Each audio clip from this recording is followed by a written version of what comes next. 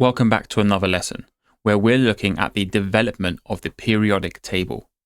And it's an important topic because we can get asked how we've reached the modern periodic table from previous versions, links with the atomic model, and reactivity within particular groups within the modern periodic table.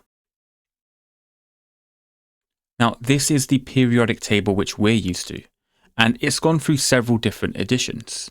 So to start us off, we have Dobereiner, and he presented his version which looked like this, where he grouped elements into threes, which he referred to as triads, and these triads shared similar properties, where the second or the middle element was the average mass of the others within the group.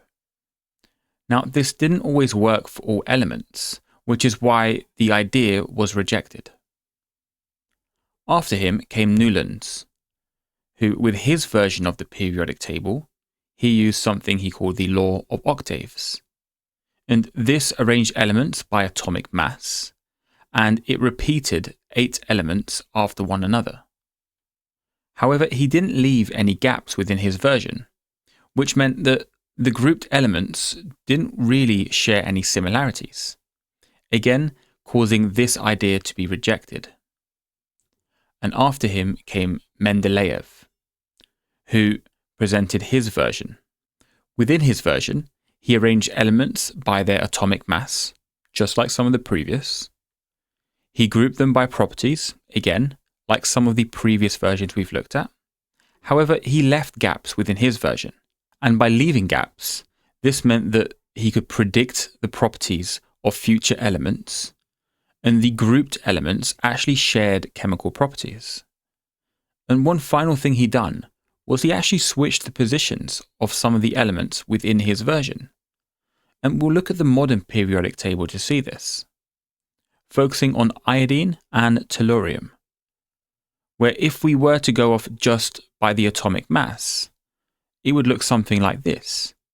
However, he switched their position, meaning that tellurium was in group 6 and iodine in group 7. And this was because they had more similar properties within the respective groups that they're in now. And this was later proven to be correct, giving us the modern periodic table which we're used to today. And in our version, we have clear links to the atomic structure, where the group number refers to the number of outer electrons, the period number is the number of electron shells, and all grouped elements will have similar chemical properties and similar chemical reactions. Okay, let's try bring all of this together now. Here's your first past paper question. Take the next 2 minutes to work through this.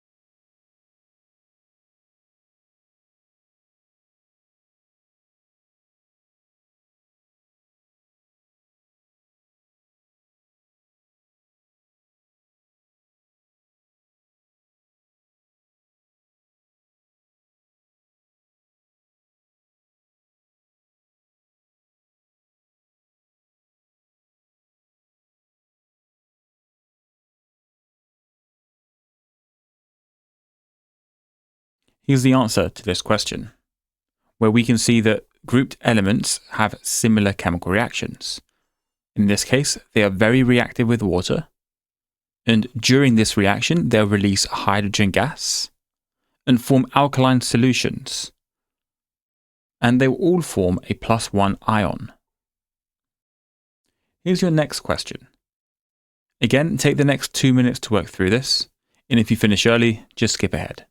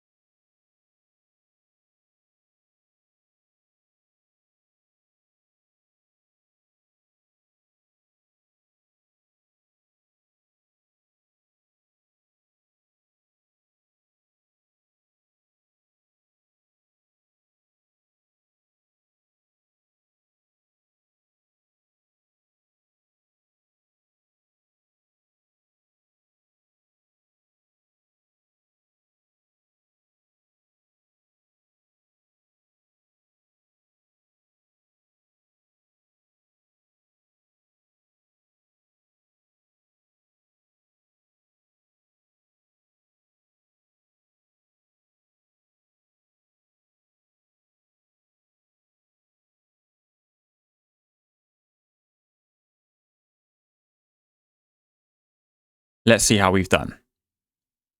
Now, Mendeleev left gaps within his periodic table, and he also changed elements' orders based on their atomic weight, but also linking them with similar chemical properties within their respective groups. And he also left those gaps so he could then place future elements within them, again making sure that their chemical properties matched those within the similar groups. Right, let's summarize. Starting off with Dobereiner, who grouped elements in threes known as triads, with the middle element being the average mass. However, it was rejected because it didn't work for all elements. And then we had Newlands, who used his law of octaves. Again, this didn't quite work for all elements. And finally, we had Mendeleev, grouping elements based on their atomic mass and properties, but also leaving gaps for undiscovered elements, leading us to our most recent modern periodic table. Okay, that's it for this lesson. Our next one will be the Group 1 alkali metals. And don't forget to like, comment, and subscribe. I'll see you in the next one.